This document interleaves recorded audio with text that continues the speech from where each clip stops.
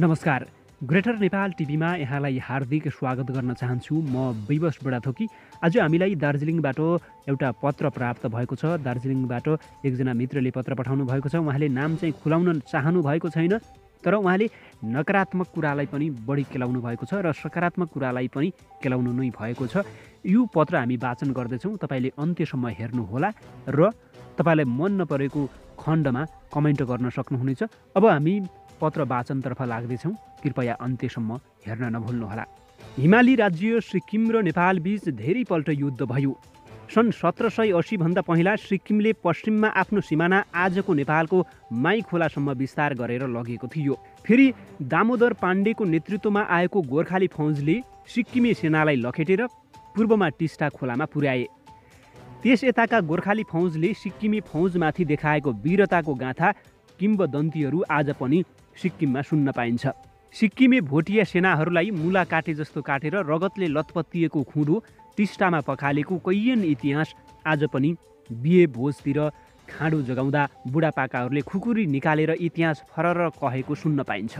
यसरी सन् 1780मा नेपालले सिक्किमबाट छिनेको भूभाग सन् 1816 मार्च 4 तारिखमा सुगौली सन्धिमा दार्जिलिङ लगायत कुमाऊँ, गढवाल, नैनीताल, देहरादुन र भागसु आदि पश्चिममा सतलज र पूर्वमा टिस्टासम्मको कतिपय खुन बगाएर आर्जेको मुलुक साह्रै नमिठो गरी गुमाउनु पर्यो।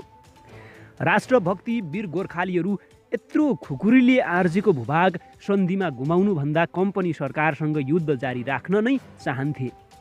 तर राजनीतिमा रणक्षेत्र र कुटनीति केही फरक पाटाहरू हुन्।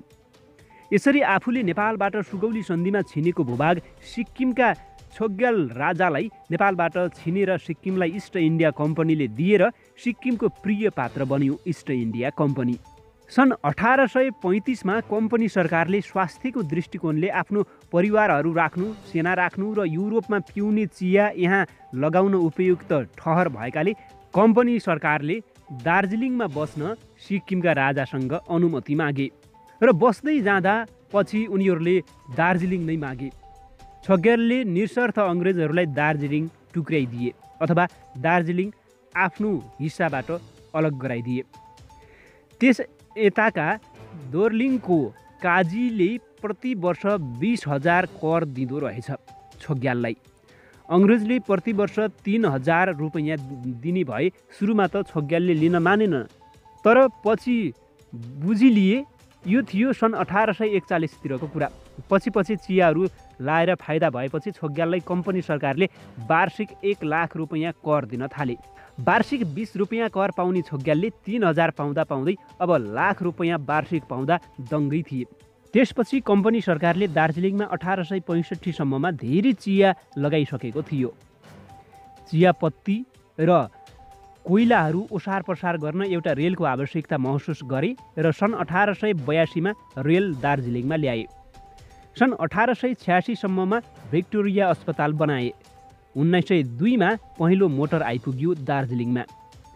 यसरी 19औँ शताब्दीको अन्ततिर दार्जिलिङमा अध्ययनको लागि राम्रो स्कुल र कलेजहरू थिए।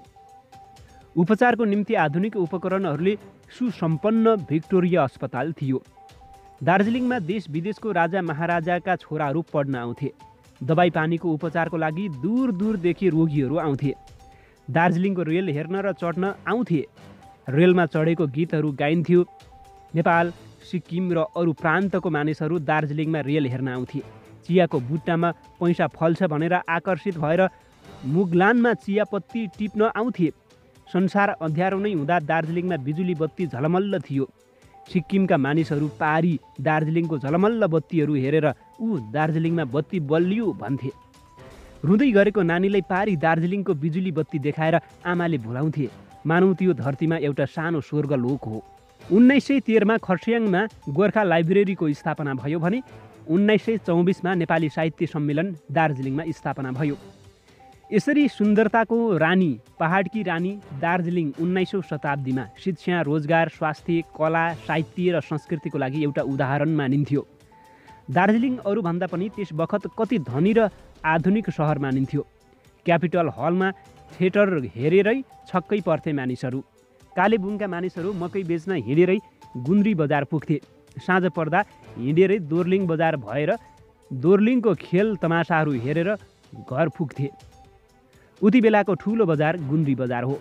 सिक्किम र नेपालले शिक्षा र कला क्षेत्रमा दार्जिलिङको गुण र सहयोग कहिले भुल्नु हुँदैन।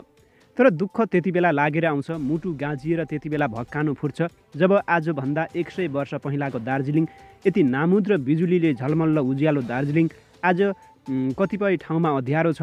अनि आज त्यो दार्जिलिङ पुरानो चोली जस्तो कतै मैला र टालै टालो भएको जस्तो लाग्छ। उस समय पढ्न यहाँ आउँथे, तर आज तल झर्नुपर्छ। त्यस समय टाढा टाढाबाट हावापानी र उपचारको लागि दार्जिलिङ आउँथे।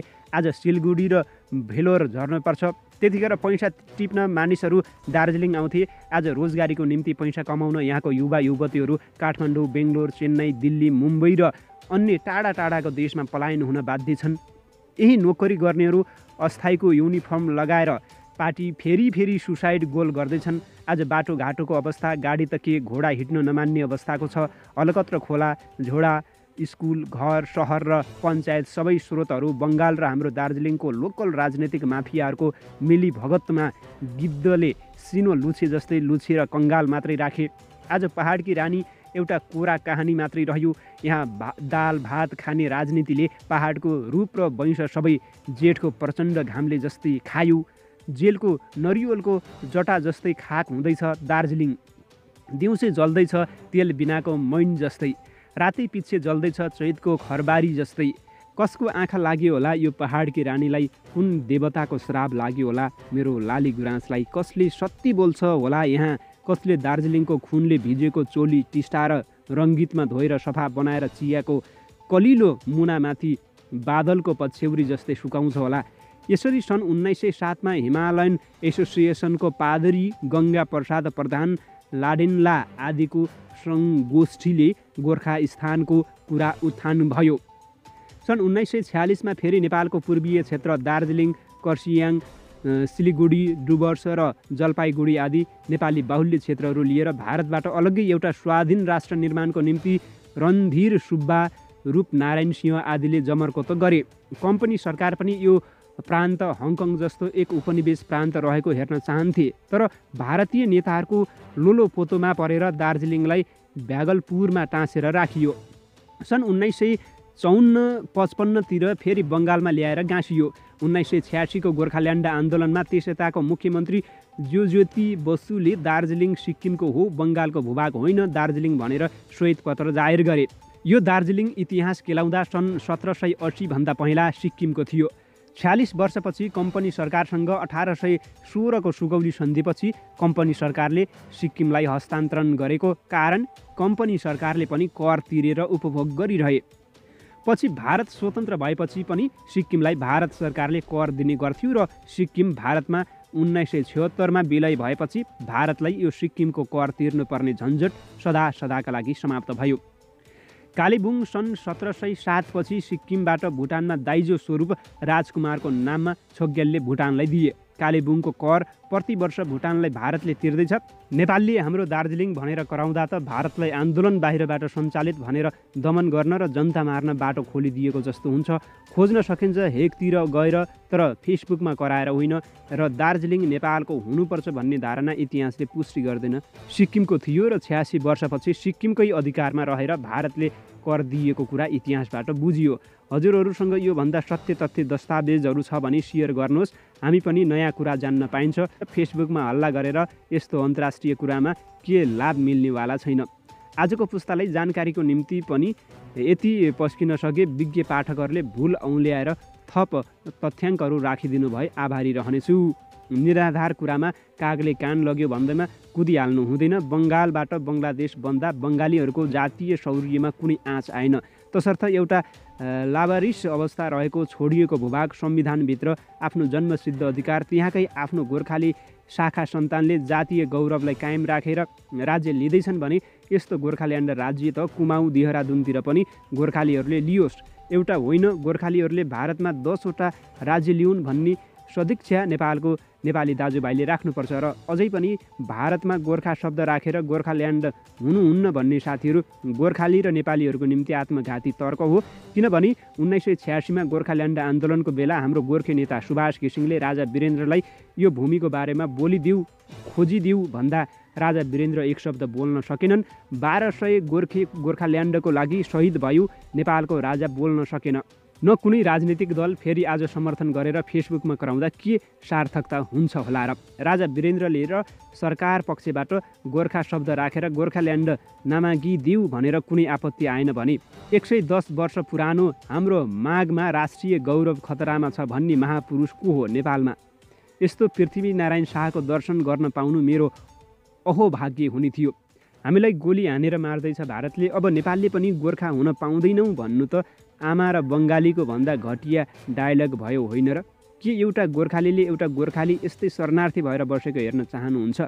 देश त टुक्रिएर जान्छ भने गोर्खालीको सन्तानले गोर्खाल्यान्ड लिँदा आपत्ति त नहुनुपर्ने हो। तर गोपाल भुटानी तुलसी घिमिरेज्यूलाई नेपाली नागरिकता दिन नसक्दा र भुटानी शरणार्थीलाई नेपाल सरकारले मेरो सन्तान भनेर ससम्मान काखी च्याप्न नसक्नु, नाग थाप्नु नसक्नु जस्तो कुराले कोही पनि नेपालीले नेपालसँग मन दुखाउने ठाउँ चाहिँ छ है।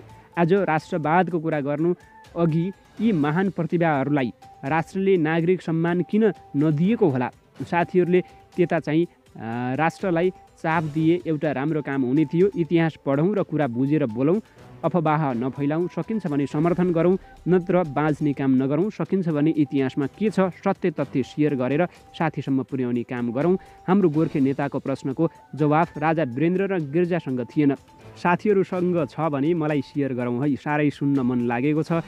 सत्यभित्र तथ्य हुन्छ तर तथ्यभित्र सत्य नहुन पनि सक्छ। ओम जय नेपाल, जय गोर्खा, जय गोर्खाल्यान्ड। यो लेख चाहिँ हामीलाई दार्जिलिङबाट पठाउनु भएको हो। यो भिडियो तपाईँलाई कस्तो लाग्यो सेयर गरेर सम्पूर्ण नेपाली समक्ष पुर्याइदिनु होला र सत्य तथ्य के कुरा हो कमेन्टमा लेख्न नभुल्नुहोला। यति भन्दै आजको यो बसाइबाट मलाई आज्ञा दिनुहोस्। नमस्कार।